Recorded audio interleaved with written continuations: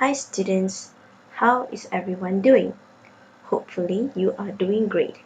So who am I? I am Miss Iman, your English teacher next door. I'm here to make you love English as much as I do. And I hope by the end of the video, you learn something and so will I.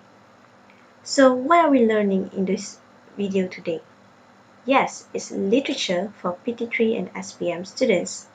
And before we begin, all of you must be wondering, why do you have to learn literature? I mean, reading books, poems, short stories, duh, who has the time for all those? But here's why literature is important for you, regardless of which language it is in.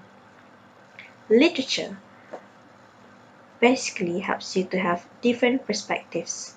Whenever you read a book, don't you feel like you're traveling without even having to get on a plane? And apart from the technical benefits it brings, such as improving your vocabulary and enhancing your grammar, literature makes space for you to become more adventurous with your thoughts. You get to have your own interpretation of a certain piece of literature because there is no right or wrong in literature.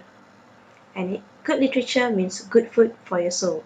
A good literary text will always tackle your feelings and emotions, and that's why it's very important for you to pick up and read books that elevate your intelligence and challenge your thoughts.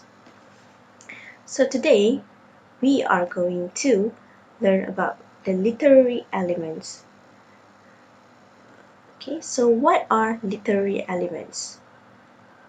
Literary elements are fundamental in every piece of literature. It allows writers to develop a piece that reaches the readers to comprehend a literary work. Writers or authors, they do not simply create their desired work without literary elements. So, literary elements are what make a literature. So a good literary element will make a good literature piece, and hence it is why literary elements are the core, are vital in every literature piece. So the most common literary elements are synopsis, plot, setting, characters, themes, moral values, point of view, tone and mood, as well as language and style. So these are the most common literary elements which you learn in your level. So let's look at one by one. The first one is synopsis. So what exactly is synopsis? A synopsis is a brief summary that gives an audience of what a composition is about. It provides an overview of the storyline or main points and other defining factors of the work. So basically, synopsis tells you the story of what the story is going to be. Okay, but it doesn't tell you detail. It just gives you a little bit of like a trailer of a movie. It gives you a little bit of what the movie is going to be. Okay, and but it's not entirely about the story. So that's how synopsis works. And the amount of details revealed in a synopsis depends on its purpose.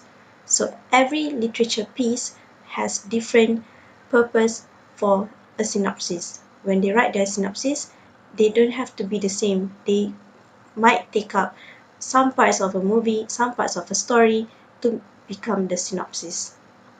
For example, we have Jack and Jill is the story of a boy and a girl who went up a hill together. They went to fetch a pail of water, but unfortunately their plan is disrupted when Jack falls and hits his head and rolls back down the hill. Then Jill falls too and comes tumbling down after Jack. So we all know the story. Most of us must have known the story of Jack and Jill.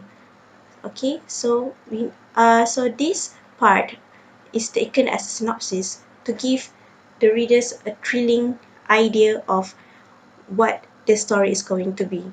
That the story is going to be an adventurous one. This story is going to be a thrilling one, and hence why this part serves a purpose of giving to thrill the readers. Okay, that's why we call it synopsis. Depends on its purpose. So every story has different purpose for their synopsis. Okay, if you want to make it If it's a romantic story, the synopsis will be more romantic. If it's an action story, the synopsis will be more action-based. So that's how synopsis works. So in other words, synopsis ni dia senangkan kita untuk tahu apa sebuah cerita tu, kisah tentang sebuah cerita tu, tapi belum detail lagi. Okay?